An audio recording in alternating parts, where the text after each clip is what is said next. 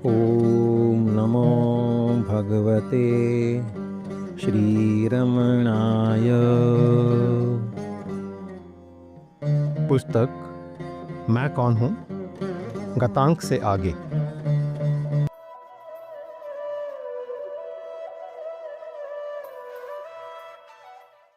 महर्षि से प्रश्न किया जाता है, दृश्य जगत बोध का नाश कब होगा?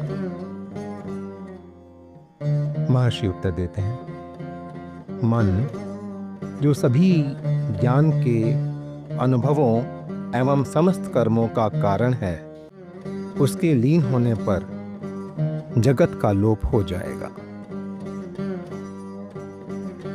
फिर प्रश्न किया जाता है, मन का रूप क्या है?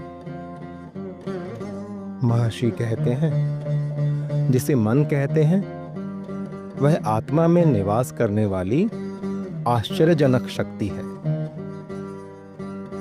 इसी से सभी विचार उदित होते हैं। विचारों के अतिरिक्त मन जैसी कोई वस्तु है ही नहीं, इसलिए विचार मन का रूप है। विचारों के अतिरिक्त जगत का कोई अलग अस्तित्व नहीं है। गहन निद्रा में जब कोई विचार नहीं होता, तब कोई जगत भी नहीं होता है। जागृत एवं स्वप्न की अवस्थाओं में जब विचार होते हैं, तब जगत भी होता है। जैसे मकड़ी स्वयं जाल बुनती तथा पुनः उसे वापस खींच लेती है, उसी प्रकार मन जगत को प्रतिबिंबित करता तथा पुनः स्वयं में स्थिर कर लेता है। मन जब स्वरूप के बाहर आता है, तब जगत प्रकट होता है। इसलिए जब जगत प्रकट होता है, तब स्वरूप प्रकाशित नहीं होता, और जब स्वरूप प्रकट होता है, तब जगत प्रकट नहीं होता। जब कोई मन के रूप की खोज करता है, तो मन विलुप्त हो जाता है और आत्मा ही रह जाती है। जिसे स्वरूप कहते हैं वह आत्मा ही है।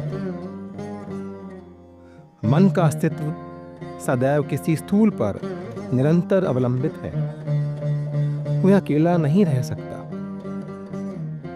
यह मन ही है जिसे सूक्ष्म शरीर या जीव कहते हैं। प्रश्न किया जाता है, मन के रूप को समझने के लिए अन्वेषण का पथ क्या है? महर्षि कहते हैं, शरीर में जो मैं के रूप में उदित होता है वह मन है। जब कोई खोज करता है कि सर्वप्रथम मैं का विचार शरीर में कहां से उदित होता है, तो उसे पता चलता है कि यह हृदय से उदित होता है। वह मन के उदित होने का स्रोत है। यदि कोई लगातार मैं सोचता है, तो वह उस स्थान पर पहुंच जाएगा। मन में उदित होने वाले समस्त विचारों में मैं का विचार प्रथम है। प्रथम व्यक्ति सर्वनाम के उदित होने के बाद ही द्वितीय एवं तृतीय सर्वनाम प्रकट होते हैं। प्रथम वैयक्तिक सर्वनाम के बिना द्वितीय या तृतीय नहीं हो सकते। प्रश्न किया जाता है, मन शांत कैसे होगा? महर्षि उत्तर देते हैं, मैं कौन हूं कि अन्वेषण द्वारा ही मन शांत होगा। मैं कौन हूं का विचार अन्य सभी विचारों को नष्ट कर देगा, तथा जिस प्रकार शव जलाने वाला लुआठा भी अंत में स्वयं जल जाता है, उसी प्रकार यह भी स्वयं नष्ट हो जाएगा। तब वहां स्वरूप दर्शन होगा। प्रश्न, मैं कौन हूं के विचार को निरंतर बनाए रखने का उपाय क्या है? महर्षि उत्तर देते हैं, जब दूसरे विचार उदित हों, तो व्यक्ति को उन पर ध्यान नहीं देना चाहिए। बल्कि अन्वेषण करना चाहिए कि ये विचार किसके लिए उदित होते हैं। चाहे जितने भी विचार उदित हों, उनसे कोई अंतर नहीं पड़ता। व्यक्ति को तत्परता से खोज करनी चाहिए कि किसके लिए यह विचार उदित हुआ। उत्तर आएगा, मेरे लिए। इस पर जब व्यक्ति खोज करे कि मैं कौन हूं, तो मन अपने स्रोत में वापस चला जाता है और उदित हुआ विचार शांत हो जाता है। इसके बारंबार अभ्यास से मन अपने स्रोत में रहने की दक्षता विकसित कर लेता है।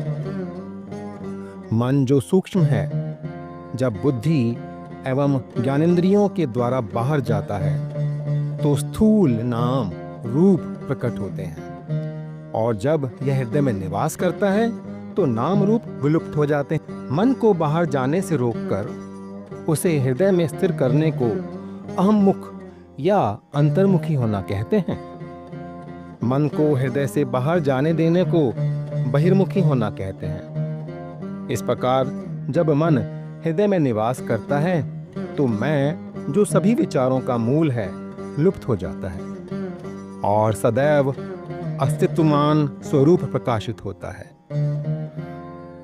व्यक्ति चाहे जो भी करे, उसे बिना मैं के अहंकार के कर्म करना चाहिए। जब कोई इस प्रकार कर्म करता है, तो उसके समक्ष सब कुछ शिव स्वरूप के रूप में प्रकट होगा। अरुणाचल शिव, अरुणाचल शिव, अरुणाचल शिव, अरुणाचला, अरुणाचल शिव, अरुणाचल शिव, अरुणाचल शिव, अरुणाचला, अरुणाचला, अरुणाचला, अरुणाचला।